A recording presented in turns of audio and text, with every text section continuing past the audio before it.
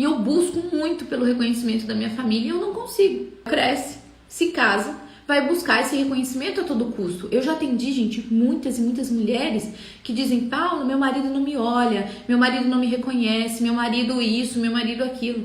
Quando, na verdade, esse marido, dentro daquilo que ele pode, ele tá fazendo o reconhecimento dele. Mas é que aquilo que a gente espera do outro, a nossa expectativa, é muito maior. Porque é aquela coisa da infância, né? Aquilo que eu ainda busco de pai e de mãe. E aí, o que eu começo a fazer? Porque eu não entendo esse movimento. Eu começo a me dar mais na relação, porque eu quero que ele me veja. Eu vou lá e dou mais na relação, porque eu quero que ele reconheça, né? Eu quero que ele me reconheça como uma boa mãe, uma boa esposa, uma boa isso, uma boa aquilo. E eu começo a dar demais nessa relação. E toda vez que eu vou dando demais nessa relação, e o outro não tá pedindo isso, né? O outro percebe que nunca vai conseguir dar conta de retribuir aquilo que você tá dando demais. E ele fica com raiva de você, inconscientemente. E ele se afasta. E ele vai em busca de alguém que dê menos. E esse é um dos movimentos das dinâmicas por detrás da traição. Então, por isso que muitas vezes buscar esse reconhecimento nos nossos maridos, daquilo que a gente, na verdade, já vinha buscando de pai e de mãe, sim, pode estar por detrás de uma dinâmica da traição. E essa traição não começou agora. Essa traição começou lá atrás, quando a gente se traiu, né? A gente está buscando de uma pessoa, que é o marido, uma coisa que a gente quer de outra pessoa. Isso acontece muito nas famílias também, e também é um movimento que leva às traições. Olhem só, a avó, quando ela perdeu o marido muito jovem, ela nunca mais se casa. Então a vida da avó é cuidar da família. Em troca disso, né, o que ela pede? Que toda a família cuide da família. Madrigal. Não é o marido e a filha que tem que dar importância, é para a família, para o sistema como um todo, né? Então, esse sistema é que se torna prioridade. Ela faz tudo para todo mundo. Ela se coloca em último lugar. Do mesmo jeito que a avó se dá demais, ela também espera demais das pessoas. Então, por exemplo, se você não conseguiria ir para uma festa que você gostaria de ir e não fazer um final de semana, de domingo, um almoço de domingo ali com aquela família, porque você saberia que você seria cobrada por aquilo. E aí, muitas vezes, é aqui que as famílias se perdem. Elas deixam de olhar para sua família atual, que é um bebê ainda, que precisa de olhar, que precisa de cuidado, né? Você, seu marido, seus filhos, você tira o olhar dessa família que você construiu e você continua com o olhar totalmente voltado para os seus pais. Você ou ele, né? Totalmente voltado para os seus pais.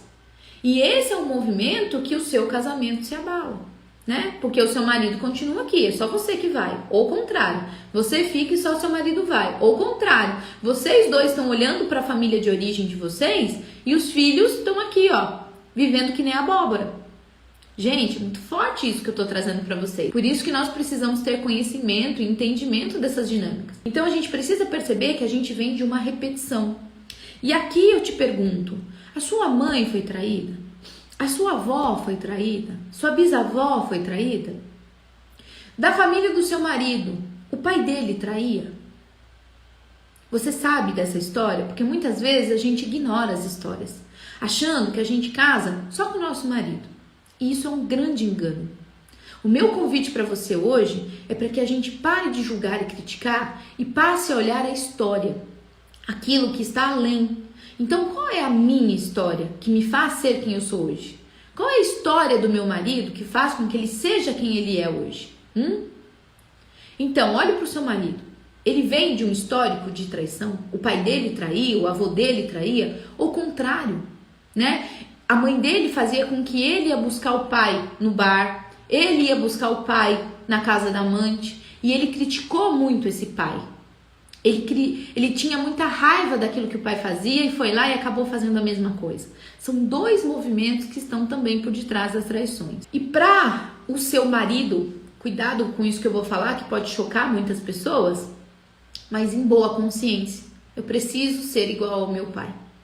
Para receber o amor do meu pai, eu preciso ser igual ao meu pai. Então, gente, a gente fala que isso é um amor cego, né? É um amor doente, porque sem saber dessas questões inconscientes, a gente acaba repetindo os mesmos padrões, sem saber que a gente pode ser a Mirabel da história e dizer: ei, gente, vamos fazer diferente. E tá tudo bem fazer diferente, desde que a gente olhe para nossa história, desde que a gente agradeça e que a gente peça a bênção, né, para que a gente possa fazer esse caminho diferente. Só que quando é que eu consigo mostrar isso pro outro? Quando isso já tá curado em mim. Eu não consigo dar conta de ajudar o meu marido a olhar para esses padrões repetitivos da família dele, da vida dele, se eu não tiver isso curado em mim. Eu não consigo falar da traição se essa traição não estiver curada aqui dentro de mim. Então é isso, ele julgou. Então, gente, não tem problema ser diferente. Não tem problema ser diferente. Não tem. Mas a gente precisa aprender a fazer esse caminho do diferente para que essa culpa não pese tanto, que eu tenho que voltar a ser como eu era antes. Mesmo que voltar a ser aquilo que eu era antes me traga tanta dor. Olha só que louco isso, né? Por amor à minha família, por mais que aquilo me doa, eu ainda continuo lá. Então, eu vou colocar aqui um exemplo para vocês. Muitas vezes, existem muitas mulheres na nossa família que têm uma indisponibilidade sexual. Olha só, né? E aí a minha avó teve uma indisponibilidade sexual, não tinha intimidade sexual com meu avô. A minha mãe a mesma coisa. E eu acabo tendo também a mesma indisponibilidade. Isso também é uma das histórias, né, por detrás das dinâmicas das traições. Então, por amor à minha mãe, por amor à minha avó, eu também me coloco indisponível. E aí, é claro que as histórias sempre se repetem, já que a intimidade sexual é a cola da relação. Vai fazendo mais sentido pra vocês, gente? É por isso que a jornada chama-se a lógica dos relacionamentos. Porque existe uma lógica, né? Existem as pecinhas ali que a gente vai montando e a gente olha pra esse quebra-cabeça e fala: agora eu entendi. Agora eu sei como funciona. E, gente, quando eu falo de cura pra vocês, eu não falo no sentido de sou curandeira, vou curar, não. A cura significa olhar para aquilo que me dói, né? Tudo aquilo que eu olho, tudo aquilo que agora eu sei que me dói, eu tenho a oportunidade, eu tenho a escolha de curar aquilo em mim. Eu não consigo fazer diferente numa coisa que eu não conheço. Então, quando eu olho, quando eu volto lá atrás, quando eu entendo o que está por detrás da história, sem julgar, sem criticar, me abrindo, né, esvaziando a xícara para receber esse conhecimento, agora eu entendi.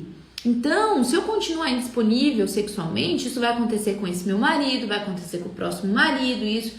E aí, como é que eu faço para olhar para isso? Aí a gente vai olhar para isso, entende? Então, eu só consigo resolver as minhas questões quando eu curo isso em mim.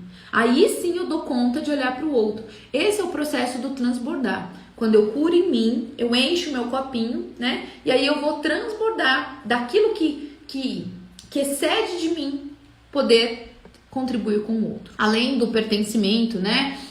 Da exclusão que eu falei aqui pra vocês, que é muito forte no filme, a exclusão do Bruno, de tudo aquilo que é diferente. Então, por que a gente tem dificuldade de ser diferente? Por que a gente tem dificuldade de manter aquilo que a gente fala de diferente?